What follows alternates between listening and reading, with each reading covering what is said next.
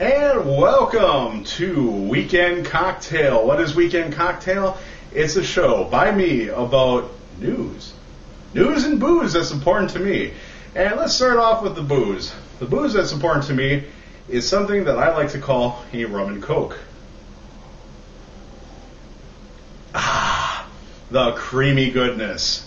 And in news that's important to me, earlier on this week, James Lee, an environmental activist, decided to prove that humans are douchebags by becoming one himself, and decided to take over the Discovery Channel with nothing more than a starter pistol, some explosives, and a dream.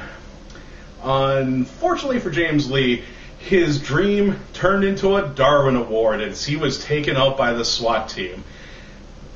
Mr. Lee, good job. Oh, you can't hear me. Never mind.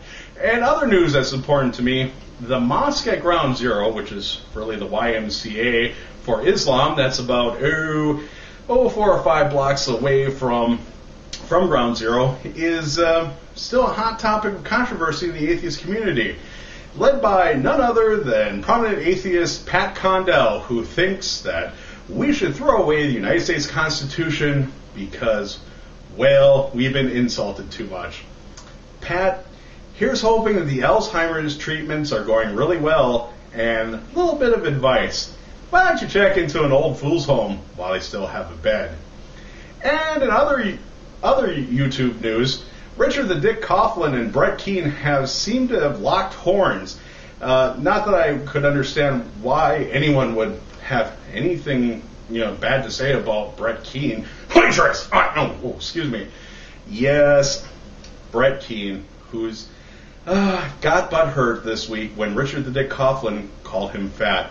Because obviously no one in the history of YouTube, until Brett Keane, was ever called fat on YouTube. Except for like the 3 or 4 times it's happened to me this week, about the 100 or so times it's happened to me this year, and probably about the tens of thousands of times it's happened to fellow fat people throughout the history of YouTube. Brett, get over yourself.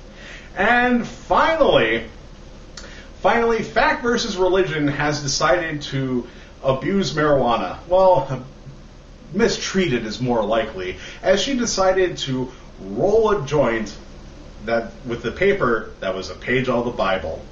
My only question is, Fact versus Religion, what the hell's the matter with you?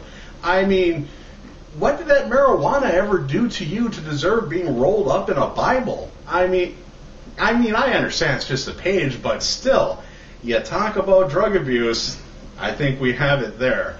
Anyway, that's the news and booze that's important to me, and by the way, boys and girls,